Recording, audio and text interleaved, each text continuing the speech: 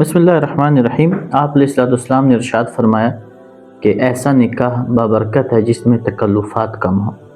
اسی طرح حضور علیہ السلام نے ارشاد فرمایا کہ وہ عورت بابرکت ہے کہ جس کا مہر کم ہو۔ یہ مسئلہ ذہن میں رکھ لیں کہ نکاح کے وقت، ایجاب و قبول کے وقت، نکاح کے عقد کے وقت اگر مہر کا تذکرہ نہ کیا جائے تو بھی نکاح منعقد ہو جاتا ہے۔ ایجاب و قبول کے منعقد ہونے کے لیے، نکاح کے صحیح ہونے کے لیے مہر کا تذکرہ کرنا ضروری نہیں ہے کہ ایجاب و قبول تب صحیح ہوگا، نکاح تب صحیح ہوگا کہ جب اس میں مہر کا تذکرہ کیا جائے۔ البتہ بہتر اور مناسب اور اچھا طریقہ یہی ہے کہ نکاح سے پہلے، کیونکہ جو مہر کا جو ہے نا جی، شریعت میں کم سے کم 10 درہم ہے، اس سے کم مہر نہیں ہو سکتا۔ باقی جتنا ہو وہ دونوں جانبین، لڑکی والے لڑکے والے، ان دونوں کی رضامندی کے اوپر شریعت نے وہ کیا ہوا، شریعت نے سہولت دی ہوئی ہے کہ بھئی میاں بیوی یا دونوں جانبین، دونوں خاندان جس رقم کے اوپر راضی ہو جائیں وہ مہر ہے، وہ کیا ہوگا جی، مہر ہوگا۔ تو مسئلہ یہ ذہن میں رکھ لیں کہ نکاح کے اندر 2 فرض ہیں۔ نمبر 1 ایجاب و قبول۔ ایجاب و قبول، ایجاب کہا جاتا ہے آفر دینے کو، قبول کہا جاتا ہے اس آفر کو قبول کرنے کو، بھی ہم نے آپ کی آفر قبول کر لی۔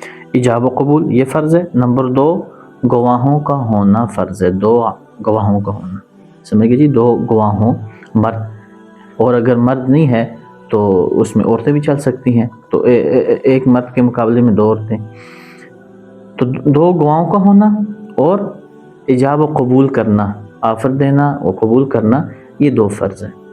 نمبر 3 واجب۔ واجب جو ہے وہ مہر واجب ہے، شوہر کے ذمہ مہر واجب کہ بھئی آپ نے یہ مہر ادا کرنا ہے، اور یہ زندگی میں اس کی ادائیگی لازمی ہے، اور یہ تیسرا واجب۔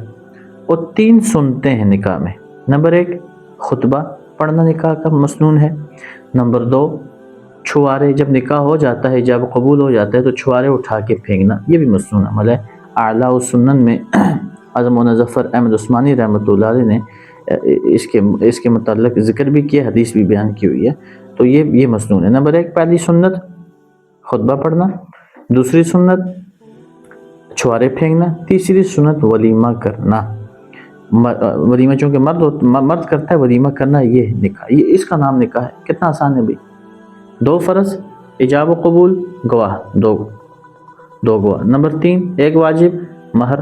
نمبر 4 کہ 3 چیزیں سنت ہے۔ نمبر 1 خطبہ پڑھنا، نمبر 2 نکاح جب ہو جائے اس وقت چھوارے اٹھا کے پھینک دیں، جیسے میں نے بتا دیا کتاب میں موجود ہے، حدیث ذکر ہے، اور نمبر 3 ولیمہ کرنا۔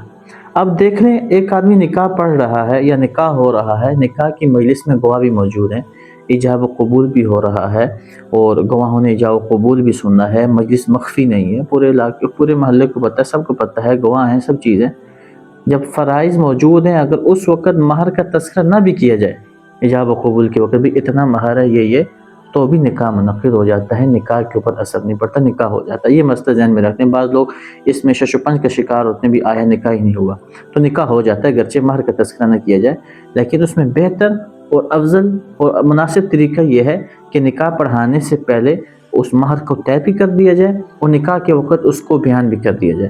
کیونکہ اس میں خرابی یہ ہے کہ اگر نکاح تو ہو جاتا ہے جیسے بتا دیے، بعد میں پھر آپس میں شور شرابہ ہوگا، آپس میں تو میں ہوگی، تو بہتر یہ ہے کہ نکاح سے پہلے ہی مہر کو کیا کر دیا جائے، بیان کر دیا جائے۔ اللہ تعالیٰ ہم سب کو عمل کرنے کی توفیق عطا فرمائے۔